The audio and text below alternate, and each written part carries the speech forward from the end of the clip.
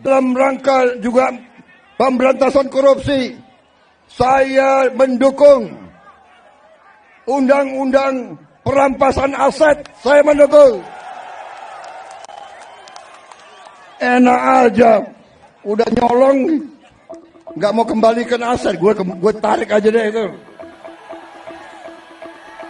Setuju?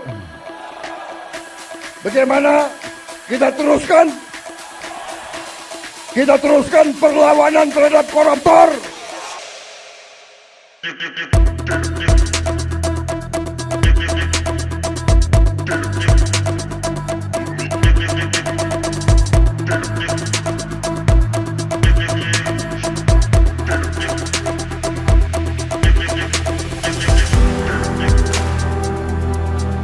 Dan akhirnya perjuangan masyarakat tidak sia-sia ya. Dan Pak Prabowo setuju terkait RUU perampasan aset. Karena memang saat ini Indonesia dihadapkan dengan extraordinary crime ya, korupsi.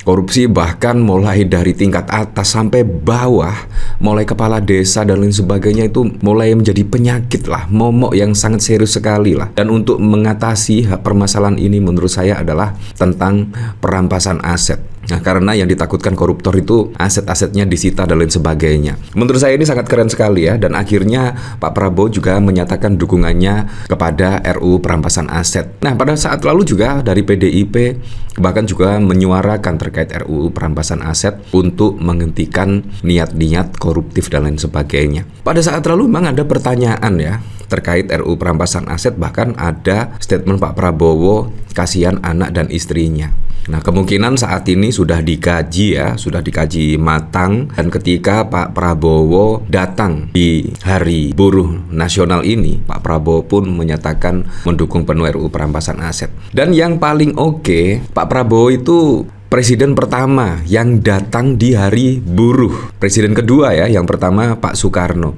Ini menurut saya sangat keren sekali. Di mana saja Pak Jokowi pada saat lalu ya, selama menjabat sebagai presiden 2 periode, tidak pernah datang ketika ada aksi buruh ini. Tetapi Pak Prabowo malah datang penuh semangat dan bahkan juga sempat melempar baju, beratraksi melempar baju, melempar topi. Wow, saking semangatnya ya. Dan ini pun juga tidak hanya terjadi pada di Hari Buruh ini.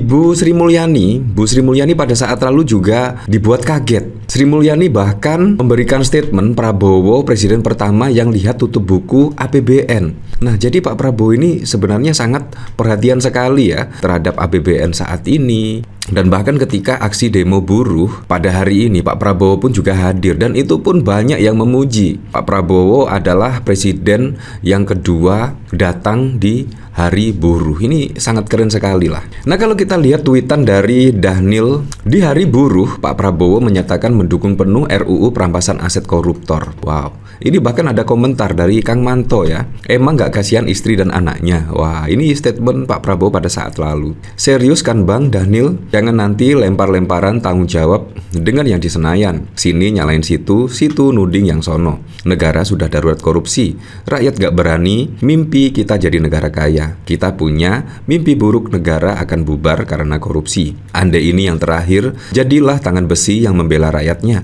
1 tahun sudahi polemik balas budi, ganti dengan menteri yang profesional. Kasihan rakyat ekonomi yang sulit, pemerintah seakan tidak efektif dengan kebijakannya. Bang Dhanil, kalau cuman mendukung RUU perampasan aset koruptor, belum cukup lah Bang. Semua rakyat Indonesia yang masih waras pasti mendukung. Nilainya sama dengan kami, rakyat jelantah ini. Presiden punya kekuasaan yang sangat besar, apalagi sekarang punya koalisi jumbo plus perpu. Ya, menurut saya tinggal menginstruksikan anggota DPR RI ya untuk meresmikan perampasan aset, dan pastinya masyarakat akan setuju, 1000% setuju ya ketika Pak Prabowo akan menaikkan RUU perampasan aset. Bukan RUU Kejaksaan, RUU Polri, RUU lainnya. Yang terpenting menurut saya adalah undang-undang perampasan aset ini ya segera disahkan ya. Nah, kalau kita melihat dari pemberitaan di sini ya, Prabowo jadi presiden kedua RI yang hadiri Hari Buruh setelah Bung Karno. Presiden Prabowo Subianto menghadiri langsung peringatan Hari Buruh Internasional May Day Day tahun 2025 di Silang Monas, Jakarta pada 1 Mei. Kehadiran Prabowo di peringatan Hari Buruh atau May Day Internasional ini sangat syarat dengan sejarah, sebab Prabowo menjadi Presiden RI kedua dalam sejarah Indonesia yang menghadiri langsung peringatan Hari Buruh Internasional. Kehadiran Prabowo di peringatan May Day pada 1 Mei di Monas menandai momen bersejarah setelah 60 tahun peringatan May Day yang dihadiri Presiden RI. Terakhir kali Presiden RI yang menghadiri perayaan Hari Buruh adalah Presiden Soekarno, menghadiri perayaan serupa pada tahun 1965 di Gelora Bung Karno. Ketua Umum Konfederasi Serikat Pekerja Seluruh Indonesia, Jumhur Hidayat, mengatakan kehadiran Presiden Prabowo di peringatan Hari Buruh menjadi momentum bersejarah bagi gerakan buruh Indonesia dan jalan terang bagi kesejahteraan buruh dan kebangkitan industri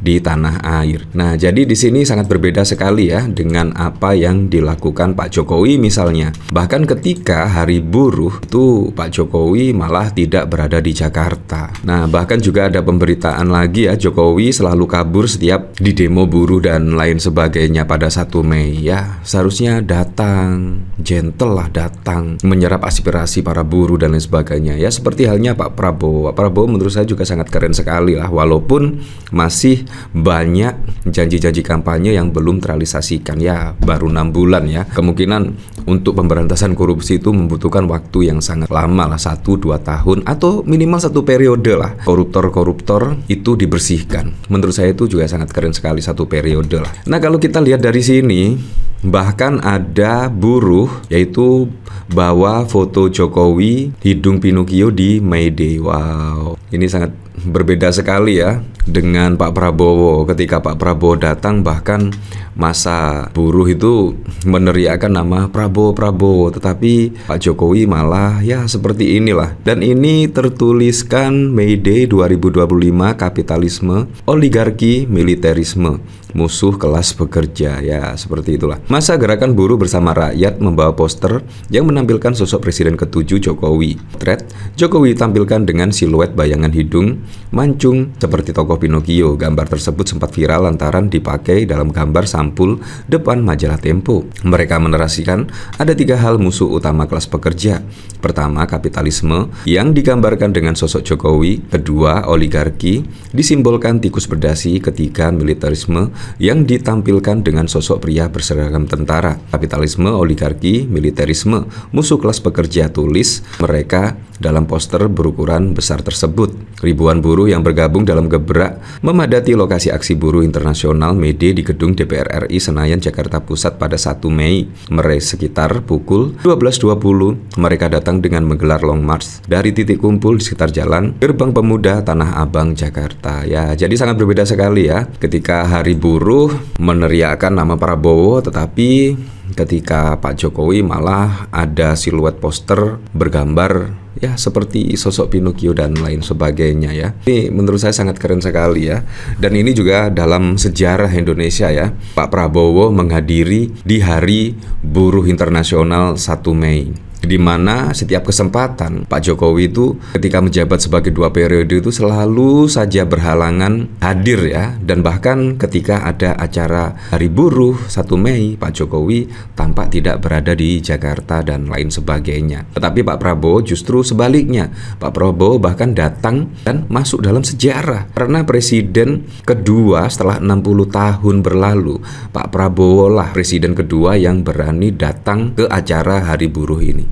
Menurut saya sangat keren. Dan yang cukup keren, Pak Prabowo nekat untuk mendukung penuh lah setidaknya RUU perampasan aset, karena salah satu tuntutan dari para buruh ini. Ya, semoga sajalah perampasan aset ini benar-benar diteken oleh Pak Prabowo Subianto ya.